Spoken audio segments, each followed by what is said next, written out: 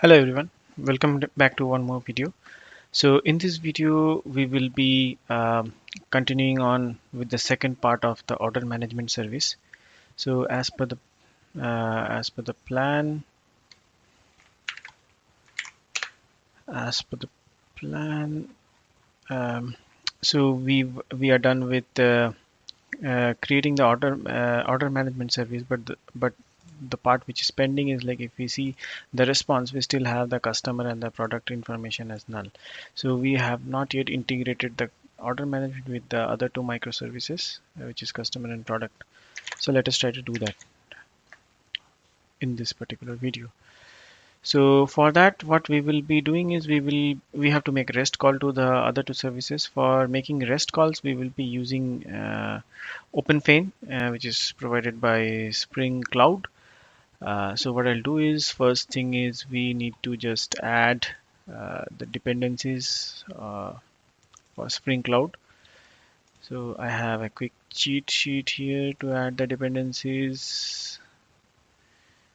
So first thing is we need to add a dependency management. So let's add that. So what we are doing is we are defining the version which we are going to use, and we are using a dependency management of, we are going to use the Hoxton release for Spring Cloud, and in the next line we will be adding the Spring Cloud OpenFane dependency here. Let's just do a Gradle refresh.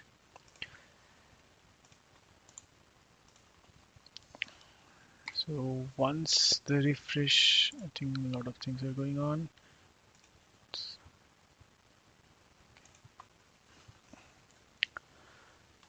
Once the refresh is done, we need to enable Fane.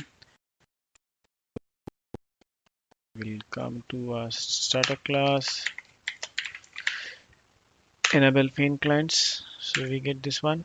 And next up, what we need to do is we need to, from the service, we need to wrap it up. So in the service, we were having just a basic return. Now what we are going to do is we will so first thing is we have the customer ID. We need to get the customer object by making a REST call. So what we will do is we have at the end of this previous line we have a customer transfer object. So let's use it. What we'll do is we'll create a client, a REST client. Let's name it customer service client dot find by ID, and pass the customer dot, sorry, this won't be customer, this is basically order dot get customer ID. And once we get that, we need to set it to the order. So it will be like this, order dot set customer of this one. Once this is done, return order. Okay, so we will create this client, this red one, don't worry, we'll create this, and let us just move on with the other part. So, and also which we need to do is we need to set the product details. So if you see here, the product is also empty, so it is within it's within an array. We will be getting the product ID. So let's get the get products dot for each order product. What we need to do is order product dot set product. We have to create a product service client dot find by ID. So we pass the product ID here, we get back the product object and we set it here in the product. So order product dot get product ID. I hope this makes sense. So these clients we are going to create, which should, it is abstracted now, which should return us the customer and the product object respectively. And once that is done, it should be good. Okay, so let's create not a local variable, let's create a class level variable. It's of type this one. Similarly, let's create a product.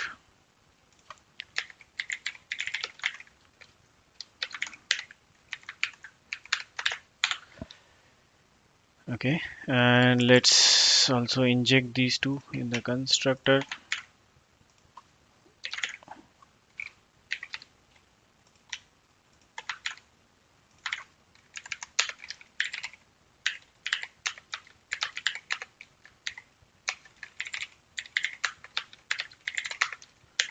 This is done. Now what is required is to create these classes. Let's basically they would be interfaces. So that's the advantage of using Feign clients. Client. So we don't need to provide any implementation for the REST call. So all we need to do is provide some annotation and Spring would take care of it. So the annotation is Feign client and we have to give the URL here. And let's just give a name also. It will help us in debug. Let's name it customer client and it should have the method that we have defined over here. So we were expecting a find by ID. So find by ID, it should return us a customer object and it should take a long of customer ID and this should be a get type. The REST call is of type get and it is similar to the normal REST controller annotation that we use in the Feign clients. So here it will be customer ID and this is a path variable. So the syntax is almost similar to normal REST here. So we are doing a giving get mapping annotation, which we mean that we are making a get call and this is the path variable and here we have to give the customer and the full URL. So the URL, instead of hard coding it over here, we are going to inject it from environment variables and we'll pick it from there. So let's use the syntax like this. Let's set the key for this variable to be customer service URL, customer service dot URL. Okay. Now let's similarly create one more for product service client. So instead of customer ID, it will be product ID. And instead of customer, it should return product. And here, let's name it accordingly. This is just the same thing, just like the customer service Feign client. So what are the issues here? Fine. Okay. Product service client. What's the name? Product service client. Any spelling mistakes? They're not imported yet. Okay. Now it looks fine. Product service client, product ID, and so the URL that will be forming is like if we pass this variable, so we will be passing a localhost HTTP colon localhost 80 whatever be the port, and then slash product is the default, and then after this product it will add a dynamic product ID and it will hit the REST endpoint. Yep, looks good. We have enabled the Feign clients here. Okay, let's give it a shot. So what we'll do is we'll just make sure that here the port numbers are like different. Like earlier we had all 8080s. Now we should have, let's say, customer app as 8081, and so that it doesn't clash for now as we are testing. We just want to do a quick test. In the container it should not be a problem. Again, we'll set it back. So earlier it was 8080, let's set it to 8082. So the customer one 8081 and this one as 8082.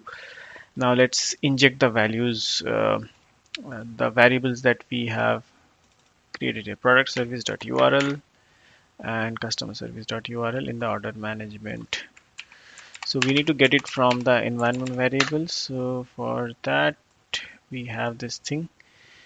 Uh, uh, so the syntax is like mm, um, what I have used here is either you get it from environment variables. If it's not available, if it's null, then this is a hard-coded variable. So this is the default one. Similarly for product app, URL is the environment variable that we will be passing, and if it is empty, then it should directly pick this localhost thing. So it's handy way to test locally. Um, so I think the name that we used, product service dot URL. What is the name here? Okay. So I think that's similarly customer service dot URL. Customer service, oops, URL ucaps. Let's change it to small. Okay, looks good. Let's give it a try. Let's close all. Let's start the customer service first.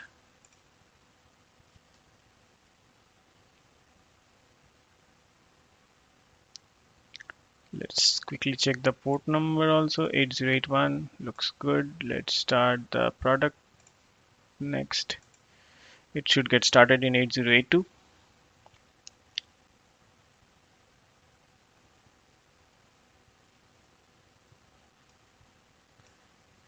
8082, it started. Now let's start the order management, which is at 8080 port.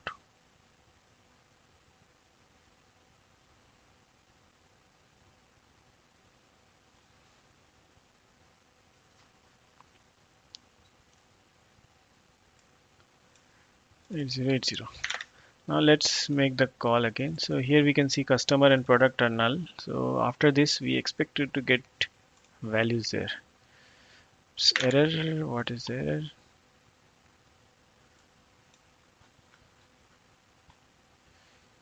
So 404 customer service. I think the URL that we have provided is incorrect.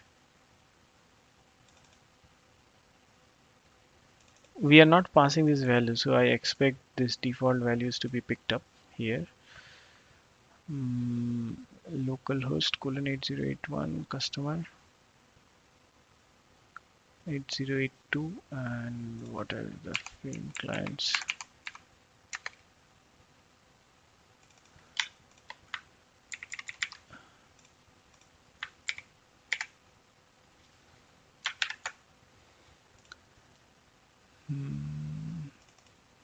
Customer ID. I think this URL seems to be incorrect.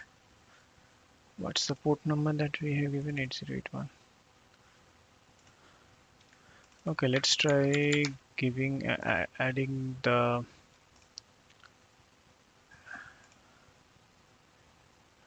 values here as an environment variable.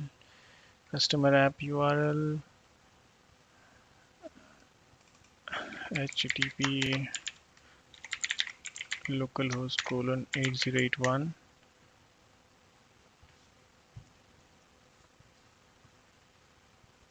I see. So we have this customer thing repeated double, so that's the issue.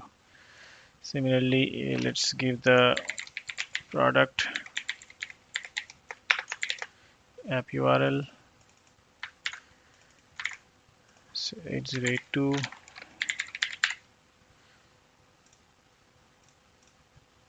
So what I mean is we don't need to give this slash customer because we are already providing it here. So probably that could be the reason. Same with this one also. Let's restart and check it out.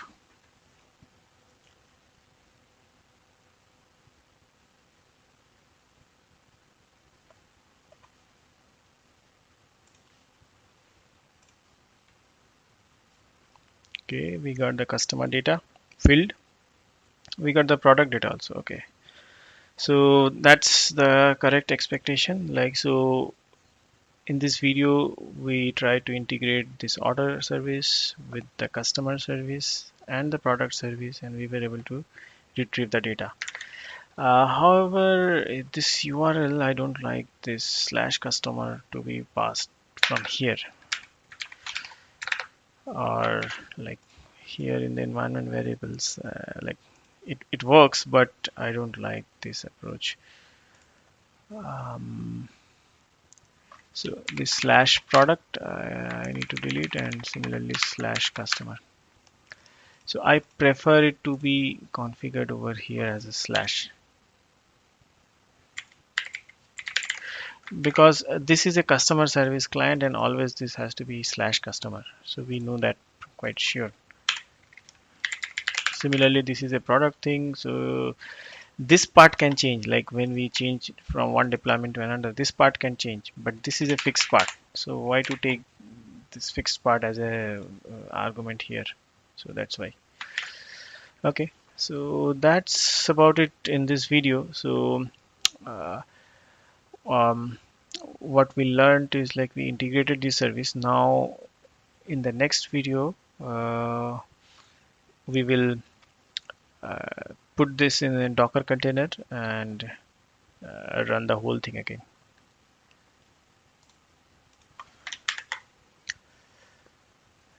So let's uh,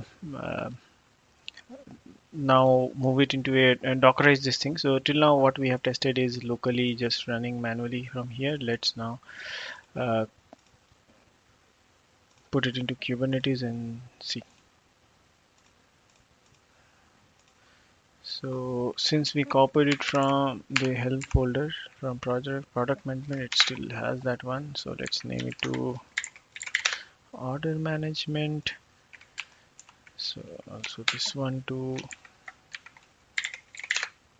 order management, and let's do a replace of with replace all. We have replaced every product management with order management, and these values looks fine. Few things we need to pass more are the environment variables. So for this case we have two more environment variables, which is uh, this customer app URL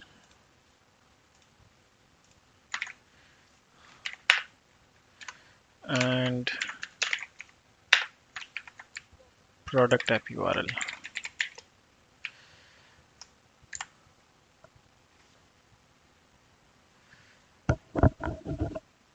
So what the values will be customer dash service within Kubernetes. Here it will be product dash service. Recall that in Kubernetes, we in the earlier two projects like customer management and product management, we created is exposed as a service. If you see the config for customer management, we created this section.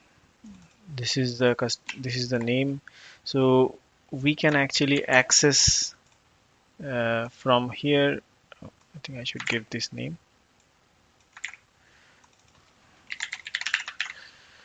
We can access that using this URL. So instead of hard coding the IP and all, we should be able to access it from here.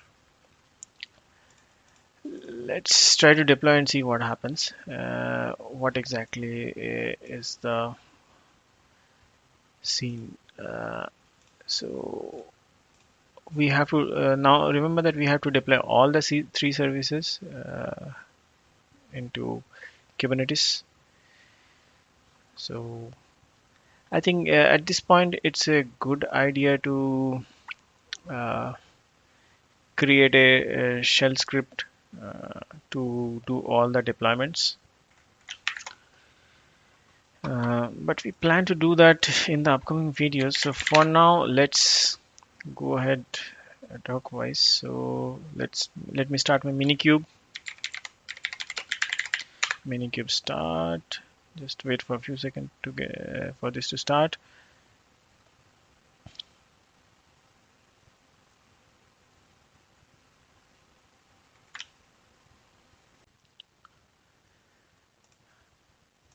Yeah, actually, last time while starting the minikube, my system crashed, so I had to restart from scratch.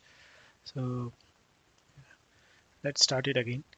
So this time what I'm going to do is I have this line. So I'll start the minikube with little more CPUs. Like this is the parameter I'm going to pass, 6 CPUs. I have a 12 threaded machine, so it should be fine for me. Because we are running so many uh, containers within that, 3 database, 3 service each, so 3 3s are 9, and apart from that Kubernetes service. So I think probably for that reason it crashed. So this time around I have given little more CPU and memory. Hopefully it should work this time. Let's see. So I'm starting minikube again. Um, and by the time it starts, let's quickly check the helm values here. So the charts, we have this DB defined for product management. Oops, I think this one we copied over from the customer management thing. So I think the port will clash. So I have to give it 2 here, and similarly for order management, I have to give it 3 here. Yep. And yeah. So okay, so this is the order management thing. So we don't want to use the DB of like we want to have our own DB. So I just renamed it to order management DB host. So basically what it does is, since in the order management chart.yaml we have defined this dependency, so it will spin up a new PostgreSQL starting with the release name. So we are going to have a separate release for this order management. So this is the release name. So hyphen PostgreSQL will be the service name, and we have given a unique port for that one. Okay, and minikube has started. Let's start the minikube dashboard. Oops. And in the meantime, let's check the minikube IP. It is still 10.2. Okay, nothing yet. So this time around, what we will be doing is we will be installing Helm for all the 3 projects, right? So I have prepared a handy script here, like to install and uninstall. Uh, so if you remember in the past videos, we did it for each project, getting into the project and executing the same command. And we used the release name as test release. So now onwards, because we have multiple projects, I decided to use a prefix to that. For example, customer test release, product test release, and order test release. So what we will do, we can execute them in one shot from, we'll go one level up. So it's at the, if you see, we have all the projects here: customer management, order management, product management. So we are at the top, one level above the individual projects, and we will execute. Okay, I think I need to uninstall them first. Last time I did not uninstall them. Okay, now let's install them.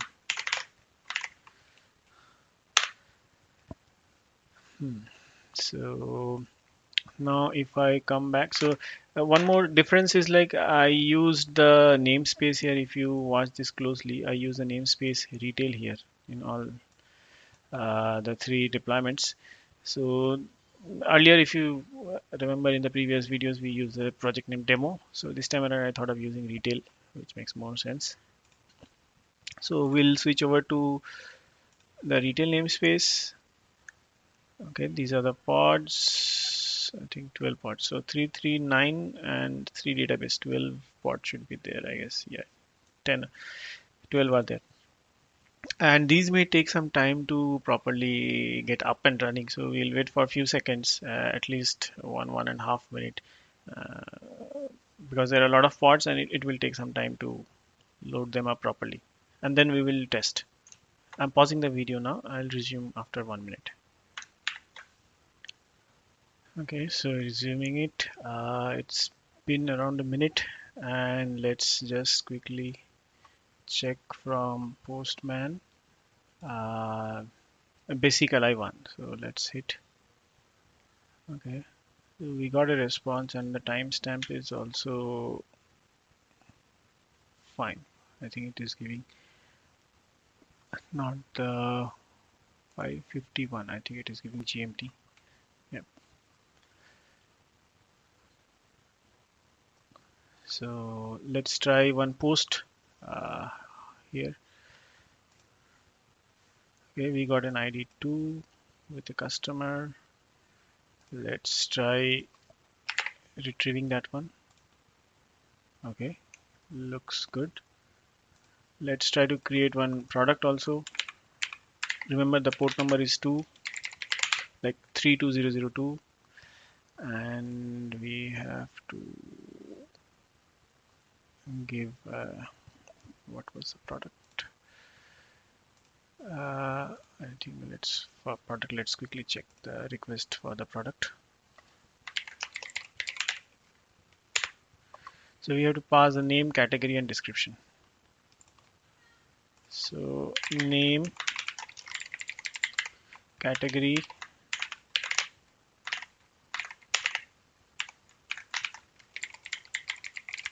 description. Let's say product name is P1 test, category is FMCG, description is test description. Let's try to do a post. Okay, we got an ID 3.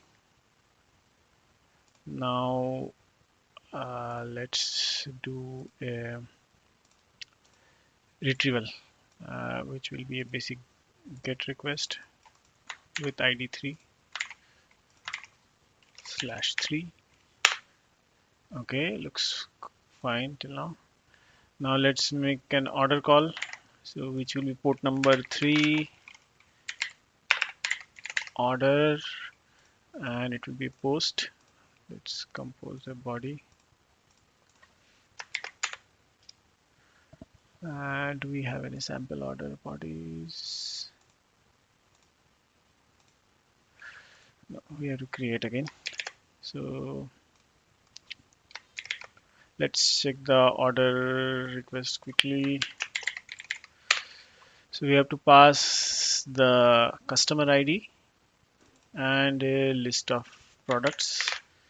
So let's just first customer ID. I think first one we got 2, and then products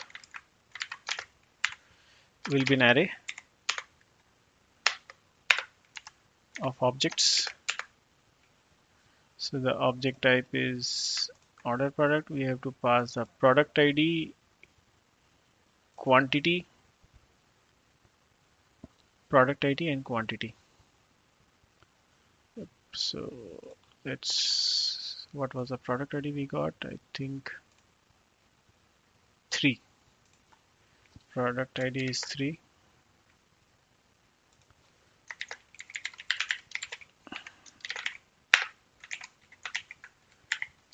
And quantity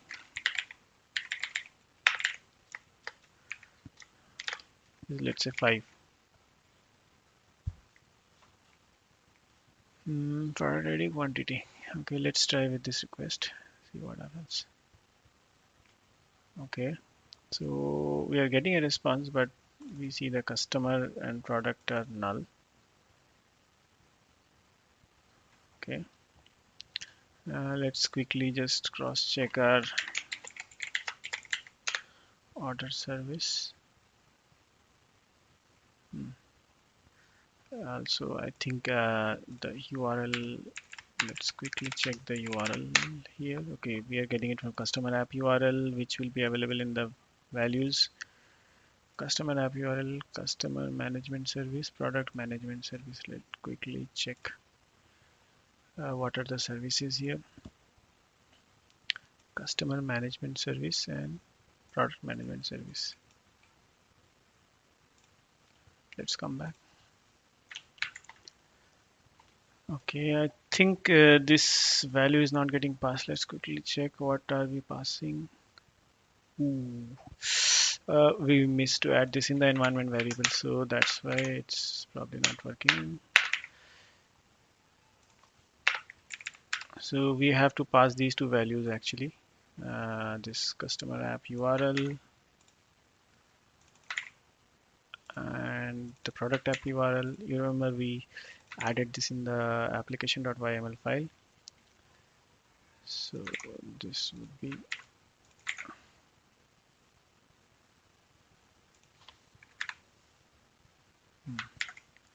so we are passing these two values into from here, so it should get customer and product here. Let's close everything. So what I was meaning is, so we need to pass these values so that it get injected. So we haven't passed them. Let's quickly redeploy them. So uninstall and install.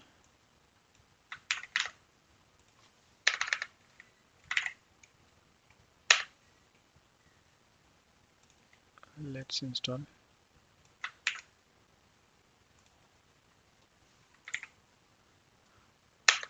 Again, this will take 1 to 2 minutes. I'll come back after 2 minutes. So here, if we go to pods, it should be creating. So I'll be back in a minute. Coming back, I think it's been a minute or so. Let's quickly set up the data. So first thing is we need to again create the product and customer. So let's create the product quickly. I think we use a persistent storage there, so I think we expect to see the data still there. Yeah, okay. So let's directly add an order there. Okay, we are getting this thing, and let's do a retrieval, which is what is the order ID is 3/3.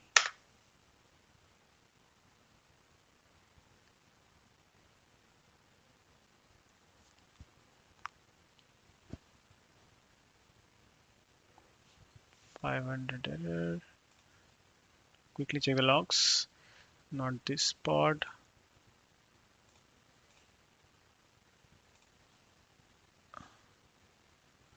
Says is HTTP customer management service /customer/2 with root cause. Let's check this URL whether it works. So customers/2, right? So /2. Okay, that seems to be working. Let's quickly check the services customer. Where is this one? This should route it to customer management services. Frauds.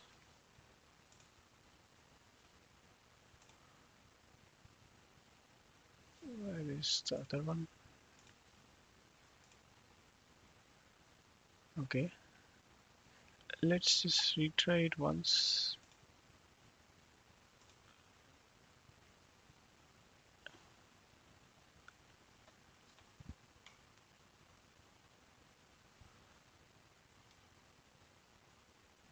Nope, same thing. I think order ID is fine, but it's not able to connect to the customer service.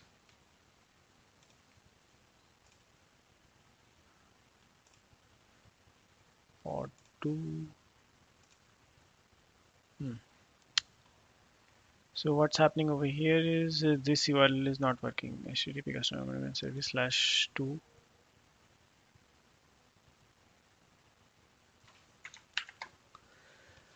The port number seems to be missing. I forgot to provide the port number. Oh, let's just quickly provide the port number here. Also give HTTP. Let's not take any chances. Let's quickly redeploy.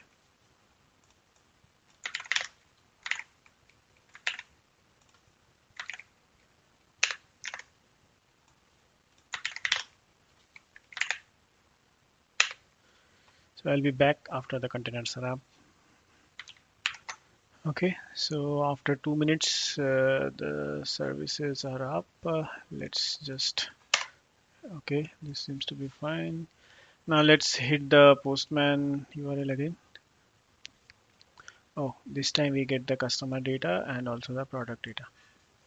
Okay, so that's it in this video. So one last note is like if you are running this thing in a laptop, Minikube, I would suggest like you can keep this replica number to like maybe 1. Otherwise, it takes a lot of time to start all the containers. If the number of processor and memory is not that great, the performance will be degraded. Okay, so that's it in this video. So in this video, we covered using Helm charts, we deployed into Kubernetes and communicated from one service to the another service. One key point to note over here is we don't hard code the IPs. We use services, Kubernetes services to communicate, which we inject it via these values. See, if you note, we are not hard coding the uh, IP over here. We are using the services. Yep. Okay. See you again in the next video where we would, as per the plan. So we covered this one. We will try to configure the messaging service so that once the order is placed, like successfully created, it will put a Kafka message into the message queue.